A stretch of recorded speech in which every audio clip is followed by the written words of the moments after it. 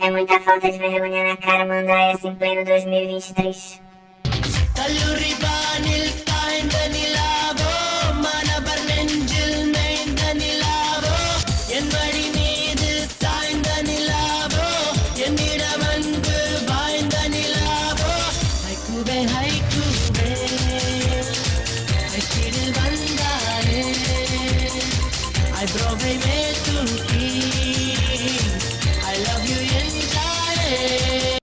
Deus me livre de ser acusado de levar as coisas a sério demais.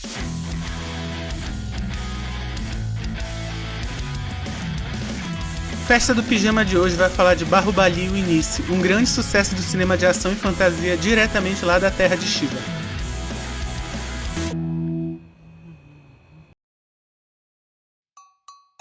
Quando foi lançado lá em 2015, a produção bateu recordes ao ter sido o filme mais caro produzido em seu país. Informação facilmente comprovável somente por assistir ao épico indiano, dirigido e também roteirizado por S.S. Rajamouli, facilmente reconhecido como um dos maiores no ramo do cinema indiano. Na primeira parte desta história, uma mulher carregando uma criança é perseguida por soldados armados. Ela consegue defendê-la sacrificando sua própria vida. Aldeões do local veem o ocorrido e conseguem resgatar a criança das águas potentes da cachoeira. O bebezinho cresce e vira Sivudu, o protagonista desta história e um dos personagens do ator Prabhas. Sivudu é um menino curioso e forte que sonha, para desespero da mãe adotiva, subir até o topo dessa cachoeira e ver o que tem por lá. Depois de uma confusão envolvendo oferendas ao deus Shiva, na qual o jovem comprova sua força quase divina, uma máscara vindo dos céus aparece descendo as águas. Vendo um rosto feminino naquela máscara, o jovem começa a sonhar com um topo e finalmente consegue escalar a montanha. Lá, logo ele se apaixona por uma moça, Avantika, vivida pela atriz Tamannaah. É uma grande guerreira envolvida em uma revolta militar contra o absurdamente forte Balaladeva. Esse é sem dúvida um dos nomes mais legais que eu já ouvi na vida. Esse tirano é trazido às telas pelo ator Rana Daggubati. O herói agora precisa salvar uma princesa que é refém há décadas, descobrir mais sobre suas origens e finalmente reunir o passado e um presente de um glorioso reino sempre envolto em guerras sangrentas e disputas de poder. Um épico de guerra, porém também de aventura, com altas doses de romance que também conta com diversos números musicais. Isso que eu chamo de versatilidade. Ou só um filme comum lá na Índia. Eu acho que Bahubali ou Bahubali, e às vezes eu tô chamando de Bahubali, às vezes de Bahubali porque eu tenho alguns probleminhas, é o tipo do filme que ele tá aí para entreter, mas que ele acerta porque ele consegue alcançar aquele tipo de história que ela já é tão presente na história humana, sabe? A história no sentido de fantasia, presente na história da humanidade no sentido de documentos da nossa existência, né?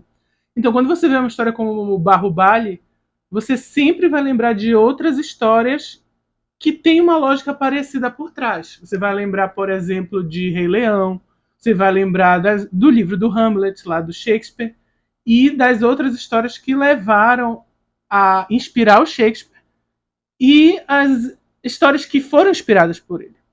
E o Bahubali, ele tá ali nessa área onde você vai ter, de novo, um reino, um rei, uma rainha que são virtuosos, são pessoas boas, que se preocupam em defender o povo, e você vai ter aquele lado que são a realeza que não se preocupa com isso, que só se preocupa com seu poder, com sua riqueza e se sentir sempre acima dos demais. E o embate entre essas duas forças, esses dois tipos de realeza, causa um desequilíbrio. Então a história do Bahubali, ela vai ser uma história que vai buscar trazer de volta um equilíbrio. Essas histórias, elas acabam tendo um contorno meio conservador, mas eu não falo isso como uma visão negativa da palavra. Eu acho que elas são histórias que elas fazem muito parte do nosso imaginário, porque a ideia da reconquista, com muitas aspas, é algo que faz parte do que a gente entende por ser uma justiça do mundo, uma justiça, vamos dizer assim, kármica, etc.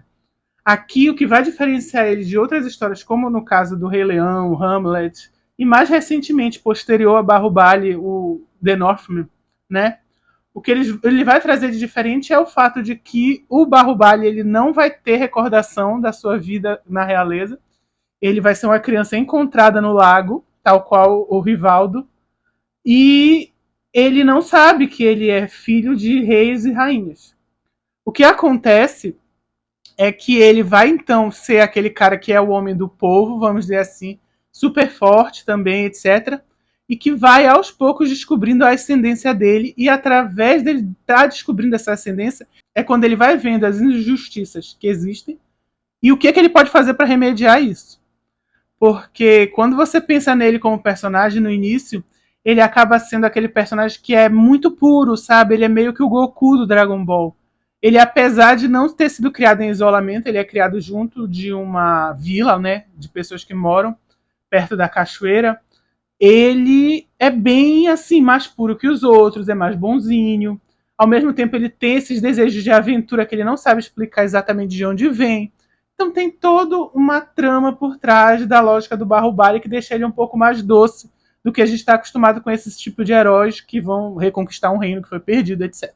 Porém, uma coisa que eu acho muito importante que eles fazem nesse filme é que eles meio que dividem o protagonismo por se tratar de um épico de ação. Que é algo que outros filmes não fazem, e às vezes você perde um pouco como é que eu posso dizer? A escala do conflito ser muito maior do que a gente pensa. Porque quando você pega outros filmes parecidos, você sempre tem tudo visto pela visão do protagonista, né? Pelo que, no caso, seria aqui o Bahubali. Mas aqui nesse filme nós temos dois Bahubali, é bom lembrar disso. E você vai ter diversos focos de visão do conflito que está acontecendo. Eu acho que um destaque muito positivo para mim durante esse filme foi a atriz que faz a mãe, né, do Bahubali, que é a Ramya. Ela faz a personagem que se chama Sivagami, se eu não me engano. E assim, ela meio que rouba o show toda vez que ela aparece. Ela aparece no início, salvando o bebê das garras do inimigo. E aí, todo o flashback, ela meio que é, por boa parte do tempo, a protagonista desse flashback. As coisas se desenrolam por causa da atuação dela, do que ela faz e como ela vai fazer o comando desse reino. E eu achei que a atriz entregou tudo e mais um pouco nesse papel. Eu acho que isso deixa a trama melhor, mais interessante e principalmente ajuda esse filme quando a gente pensa que o protagonista ele não é tão legal assim. E eu não estou falando da forma como ele foi construído, que eu já comentei agora. O principal problema é o ator mesmo. O Pobra. Eu não vou acertar corretamente o nome dele, mas assim, eu não gostei da atuação dele. Eu achei esquisita. Eu achei que parece que ele tá sempre. Sabe quando você tá, na verdade, posando para uma foto e não fazendo uma cena? É assim que ele faz. Então eu não sei se é o método que os protagonistas têm que atuar nos filmes mais pra lá, né? Esses filmes mais culturalmente enraizados. Mas eu realmente não gostei. E eu fiquei feliz de ver que aos poucos o protagonista sai um pouco dele para ir, por exemplo, para a mãe dele. Ou para a avó, no caso, né? A avó dele também lá no reino, quando recontam a história do que aconteceu. Isso também é algo bem interessante no filme, porque você tem um grande conflito que é até ele tentar resgatar a mãe, e aí você para o conflito, depois que segundos depois dele acabar, e aí você tem um flashback. E aí você tem um grande flashback que é recontando uma guerra que teve nesse reino dele. E depois que acaba o flashback, meio que conclui isso, eles levantam vamos dizer assim, eles jogam uma bomba, vamos dizer, na quem está assistindo, na audiência, e aí acaba. Então você vai ter duas situações que no final não se resolveram. Eu não sei explicar, eu não sei se eu achei ruim ou bom, sabe?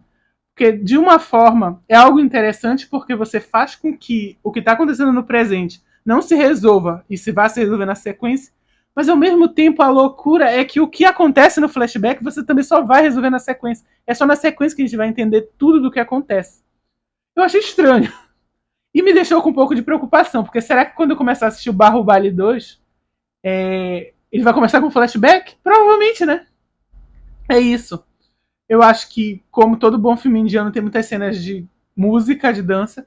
E aqui eu acho que elas são até interessantes, porque elas trazem de uma forma lúdica momentos que poderiam demorar muito. Como, por exemplo, o romance dele lá com a moça, com a Avantika. Que é uma personagem que eu fiquei meio. Não sei, eu achei a personagem esquisitíssima. Porque no início parece que ela tá lá para servir a um grande propósito, talvez até ter alguma coisa relacionada com o passado, talvez seja trazido no segundo filme. Mas não, ela é mesmo só um interesse amoroso, vai se mostrando como somente o interesse amoroso do Bahubali. Eu gostei muito do vilão, do Balaladeva. Além do nome ser legal, eu achei que ele, assim, ele não é que ele intimide muito, mas ele mostra realmente aquela pose de tirano de caricatura, vamos dizer assim, de história mesmo, de conto de fada, etc. Aliás, tem uma grande vibe conto de fadas aqui. Então, se você gosta desses filmes de fantasia que trazem uma grande história, uma jornada de um herói que começa pequeno e vai ficando mais forte, tem um pouco disso aqui. Com a exceção de que o Bahubali é sempre forte desde o início e em nenhum momento você tem dúvida de que ele vai conseguir fazer tudo o que ele tem vontade. Obrigado por você que assistiu até aqui. Por favor, considere se inscrever no canal, curtir o vídeo e comentar aqui embaixo se já assistiu ao filme ou se ficou com algum interesse. E claro que a gente vai falar sobre Bahubali e a conclusão logo aqui no canal, portanto fica ligado aí.